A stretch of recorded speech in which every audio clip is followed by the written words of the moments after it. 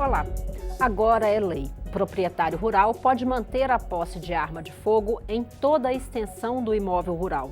O objetivo da medida, aprovada no fim de agosto pelo Congresso e sancionada pelo Executivo, é dar mais segurança a quem vive no campo. Mas a Câmara debate medidas adicionais para reduzir o número de ocorrências de crimes em propriedades rurais. Para falar do tema, nós ouvimos os deputados José Mário Schreiner, do DEM de Goiás, e Heitor Chu, do PSB do Rio Grande do Sul. Eu sou Daniela André e o Câmara Debate é um programa da rádio e da TV Câmara. Deputados, bem-vindos ao Câmara Debate.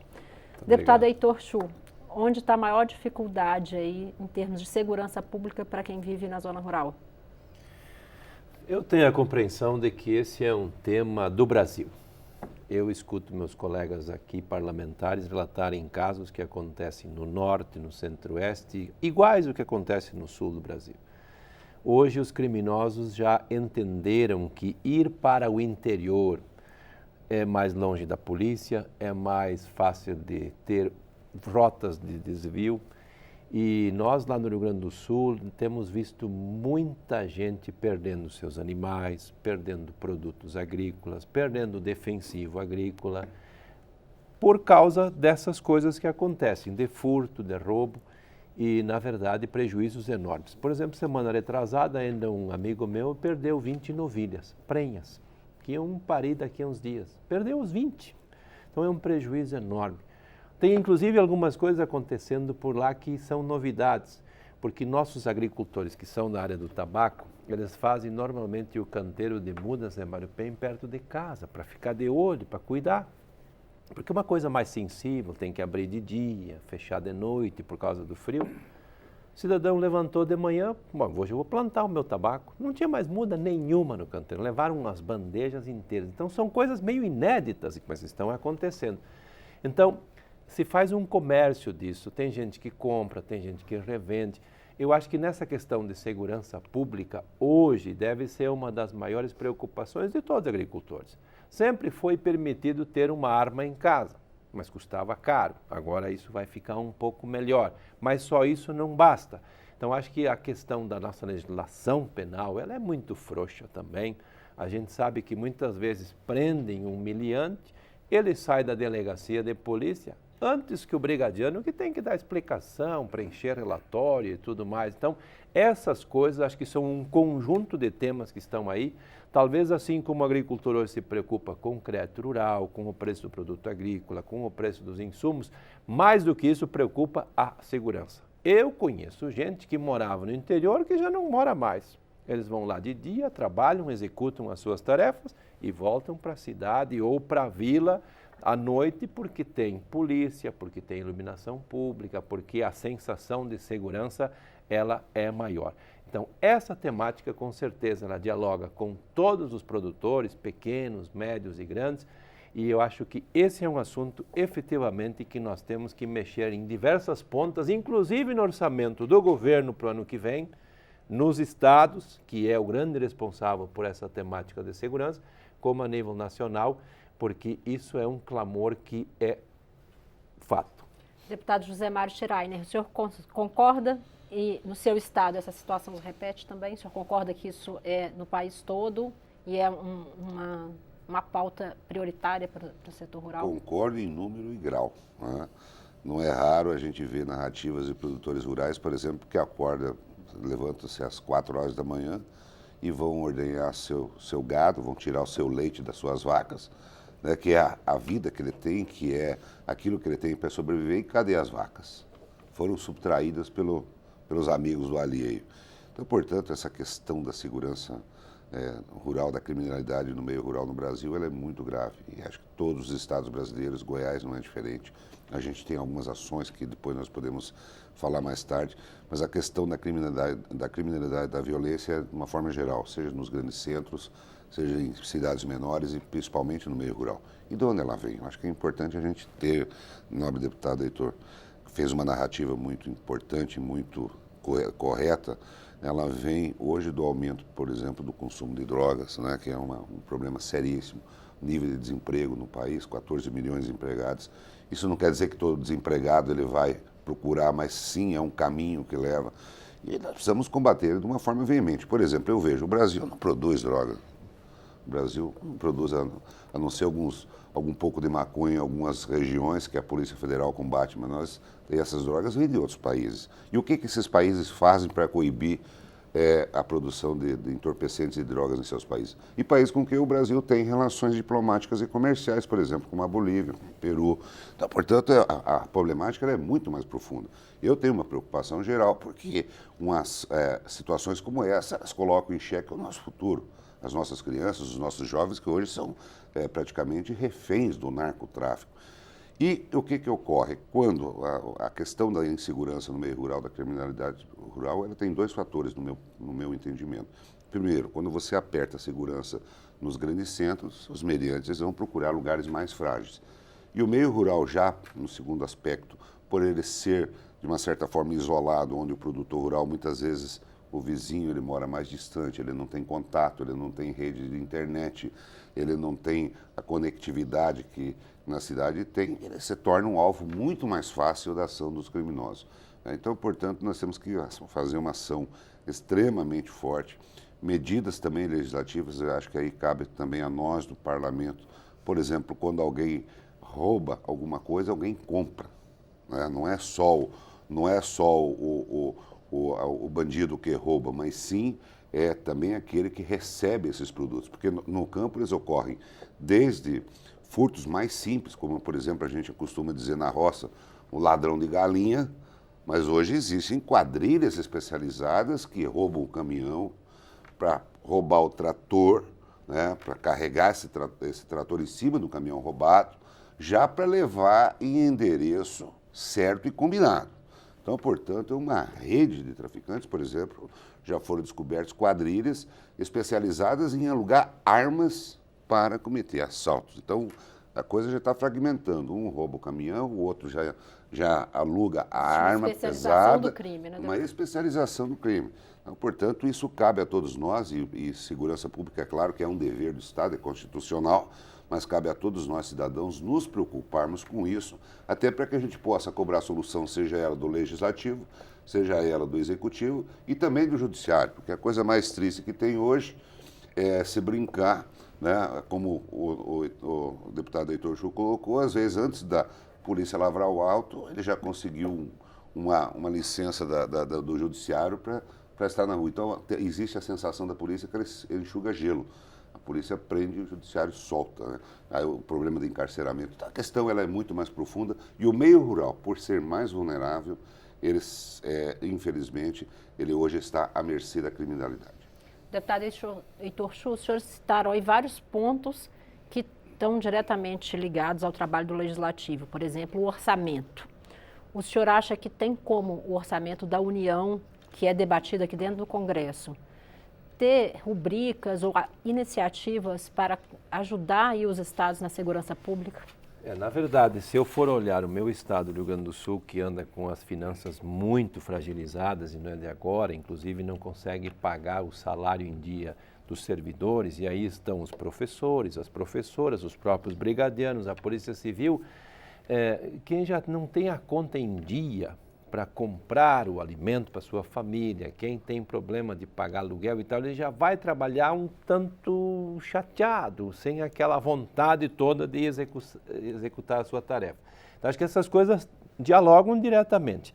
Se eu comparo o orçamento de 2019 do Ministério da Justiça, do Ministério da Segurança Pública e olho o que está proposto para 2020, que nós recebemos aqui, que está em debate na Casa, acho que nós, deputados, temos que trabalhar para reforçar esse orçamento, nós temos que achar algumas formas, assim como todo ano tem emenda para a Embrapa, tem emenda para assistência técnica, tem emenda para a extensão rural e outros mais, nós reforçarmos isso. Por exemplo, teve uma intervenção da Força Nacional lá no Rio Grande do Sul, mas ficou onde? Na Grande Porto Alegre, na região metropolitana. É importante? Mas ali o que a gente percebe? Já há um ataque nas coisas das consequências e não das causas, né? Então, é importante a gente avançar nessa questão das consequências, sim. Agora, se a gente atacar as causas, acho que nós podemos encurtar esse período, fazer com que as coisas andem mais. Tem uma legislação que se criou inclusive lá no estado do Rio Grande do Sul, quando eu ainda era deputado estadual, que começou a fazer muito efeito, mas teve a participação do governo federal. Toda a nossa região de fronteira, que nós fizemos divisa com o Uruguai, fizemos divisa com parte da Argentina. Estou falando só do sul do Brasil, e ali também tem muita fronteira seca. Então, por exemplo, colocando lá as equipes, o abigeato, por exemplo, que era um problema seríssimo, para nós melhorou muito. A incidência diminuiu, mas teve que ter o quê? Uma ação da Força Nacional, que foi lá com equipes, 24 horas por dia, e muito investimento em inteligência. Hoje em dia não é só o brigadiano na rua, só o policial. É importante, com certeza. Agora tem que ter a inteligência por trás, telefone, informação, vídeo monitoramento. Nós da Bancada Gaúcha, inclusive, conseguimos colocar nesse ano muito equipamento nessa área, para ajudar nessa estruturação. Eu acho que começamos bem, acho mais. Os primeiros resultados são bons. E o que está certo é que nem time de futebol, a gente não mexe. Então, nessa questão, acho que nós temos que investir cada vez mais e melhor para equipar os profissionais, treinar os profissionais, mas também avançar nessa questão da inteligência. Deputado José Mário, na questão primeiro de orçamento, quando se pega estatísticas de segurança pública, na maior parte dos estados, na quase totalidade, não há diferenciação entre o crime que ocorre na zona rural e o crime que ocorre nas cidades. Nos investimentos, como diferenciar que não ocorra isso que o deputado falou, vai para a capital do estado, que também necessita de apoio na segurança pública, mas o recurso federal não chega em tecnologia, outras iniciativas para o campo. Como equilibrar isso? Como chegar lá? A verdade é que os estados brasileiros, na sua grande maioria, estão quebrados. Essa é uma realidade. O meu estado de Goiás está numa situação extremamente difícil no ponto de vista fiscal, assim como o Rio Grande do Sul, Minas Gerais, isso é público e notório. Então você trabalha com orçamentos extremamente estreitos, né? Extremamente pequenos. E dentro desse aspecto, e aí eu penso que o papel do parlamento, dos parlamentares, das bancadas, né, da própria Assembleia Legislativa, os vereadores, prefeitos e as entidades representativas também do setor rural, não é que você vai tirar dos grandes centros, mas você tem que tentar equilibrar isso e fazer com que quem tem o poder de decisão ele também possa enxergar. E aqui já foi falado pelo deputado, né, não basta apenas você estar coibindo ele quando ele já aconteceu. Você tem que trabalhar na prevenção, você tem que trabalhar com inteligência nesse aspecto, desbaratar essas quadrilhas organizadas. E para isso é extremamente importante você ter também as pessoas motivadas, né? Por exemplo, no estado de Goiás, nós fizemos uma audiência pública aqui na semana passada, aqui na Câmara Federal. O estado de Goiás, nós implantamos a polícia, o batalhão rural georreferenciado, e aonde ele está implantado chegou a diminuir em 80% os índices de criminalidade no meio rural. E assim como outros estados, o Rio Grande do Sul também tem, como o combate ao abigeato, Paraná, o Distrito Federal. Deputado, só para quem está nos acompanhando compreender melhor, o abigeato é o roubo de gado. É aqueles que subtraem gado. Alguns vão lá e abatem eles na fazenda e levam a carne, outros levam cargas inteiras e outros levam a manada toda. E aí existe uma outra questão. Existe frigorífico. Para onde vai, deputado? Existe frigoríficos que compram, infelizmente. Ou às vezes a quadrilha é tão bem montada que ele já tirou a GTA, que é a guia de trânsito animal, ele já tirou a nota fiscal, então já está tudo certo, já esquentou essa mercadoria em nome de alguém. Então, portanto, é um crime Hoje existem quadrilhas extremamente organizadas que atuam nesse ramo aí do crime da violência rural. Agora, o que nós precisamos é efetivamente melhorar esse aspecto, através de troca de experiência. Então, nós temos que agir, por exemplo, na questão do orçamento. Nós precisamos agir no sentido de que a gente possa dar a sensação de segurança não só para quem está na cidade, que é uma obrigação do Estado, mas também para quem está no meio rural.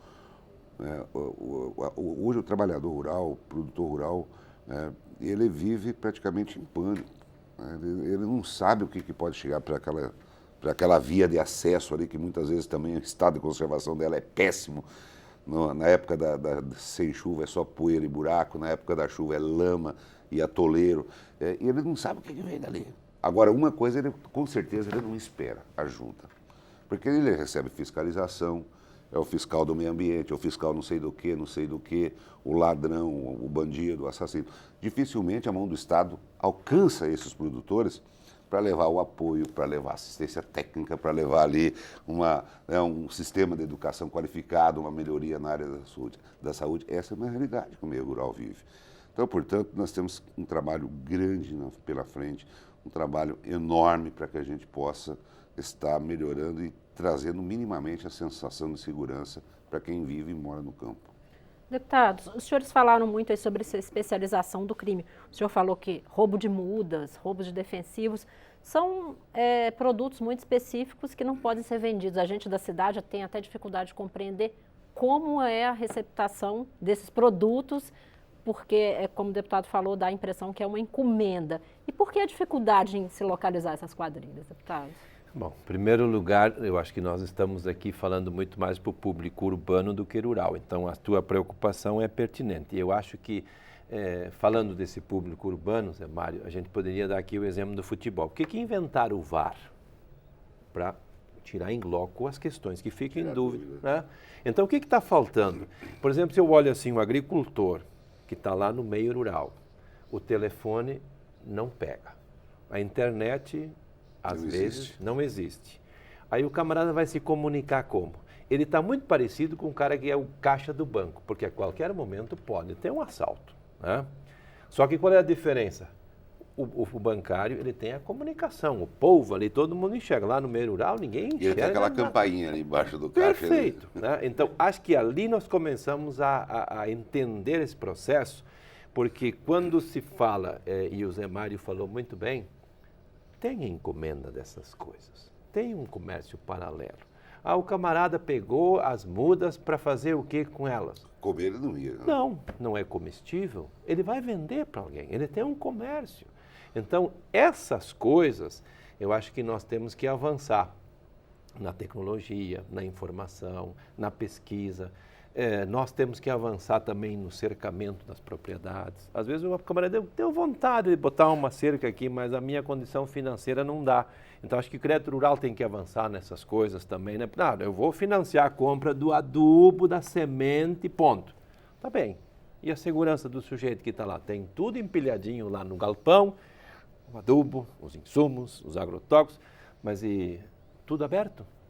E aí, o larápio aparece e leva tudo. E aí o prejuízo. Bom, não consegue usar, não consegue plantar, mas vai ter que pagar no banco igual. Então, acho que nós temos que ampliar essa questão. Assim como eu acho, Daniela, quando a gente fala desse assunto, presidiário, ele tem que ter uma ocupação, ele tem que trabalhar, ele tem que produzir alguma coisa. Não vejo isso acontecer muito no Brasil. Temos os casos específicos, acompanhamento psicológico, prefeitura, contrata o pessoal, enfim, a justiça já separa o pessoal. Mas tem muita gente no presídio lá, braços cruzados. E às vezes o presídio não tem condições de ter uma estrutura para o apenado trabalhar, então, né, deputado? Não dá para colocar lá uma marcenaria, como se dizia antigamente, mas tem outras tantas coisas que a pessoa pode fazer, porque uma mente desocupada é uma mente fadada a fazer coisa errada. E acho que essa questão também, como disse o Zé Mário, eu concordo, nós temos que avançar na legislação. E isso é coisa que o parlamento tem que fazer.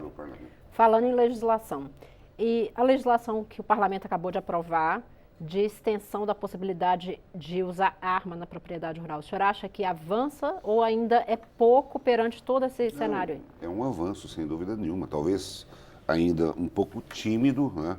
Mas o produtor rural, o proprietário rural, mesmo um trabalhador, ele poder andar em todo o perímetro da sua propriedade armado, sem dúvida nenhuma, é um alento. Né?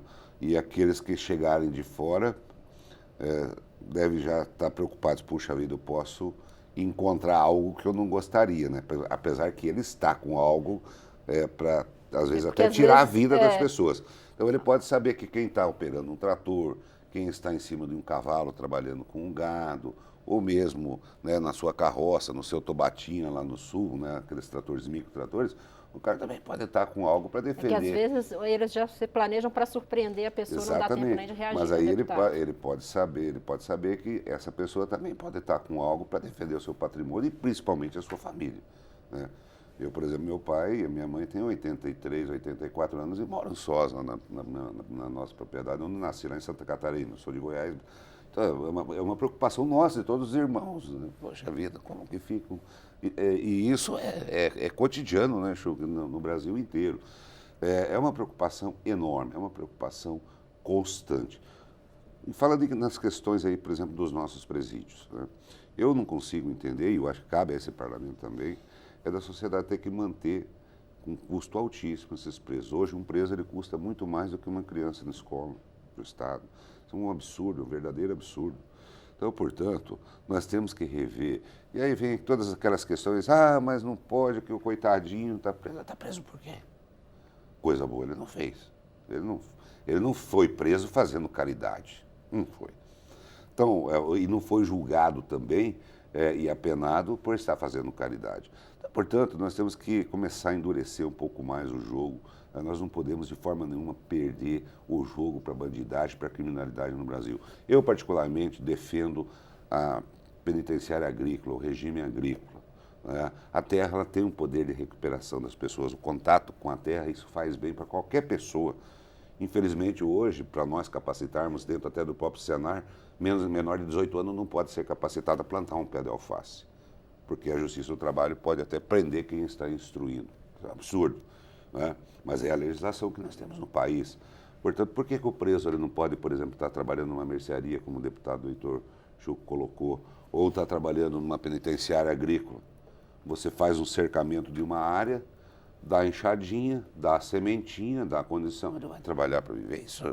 Isso eu acho que não é maltrato e não é de forma nenhuma atingir os direitos humanos das pessoas. Então, portanto, tem situações no Brasil que nós temos que falar claramente. Eu, particularmente, eu acredito que a grande maioria dos deputados, Heitor, nós estamos aqui para fazer o que precisa ser feito. Não é para dourar a pílula, mas é realmente para nós tentarmos encontrar soluções buscando um futuro melhor para o nosso país. E esse futuro melhor inclui as nossas crianças, os nossos jovens, que sem dúvida nenhuma têm uma esperança do Brasil. Deputados, a gente está caminhando para o final. Em 30 segundos eu queria que os senhores fizessem suas considerações finais. Tendo em vista e desse uma pista o seguinte, a gente está em um cenário de restrição orçamentária, um quadro socioeconômico, como o deputado citou no início, que acaba favorecendo o aumento da criminalidade. Se o senhor tiver que priorizar hoje um item para essa pauta aqui, por onde o senhor começaria, deputado Heitor Chu? Olha, eu acho que nós estamos falando muito das consequências, que nós já conhecemos, que é a questão do desemprego, do camarada que não quer estudar, enfim, todas essas coisas já aconteceram antes. Então, nós temos que voltar um pouco e tentar atacar as causas. E não há dúvida nenhuma com relação a essa questão de que quando a gente fala, o presidiário precisa ser tratado como cidadão.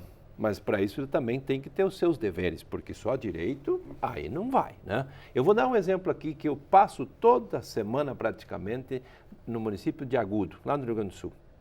O presídio é no trevo da cidade.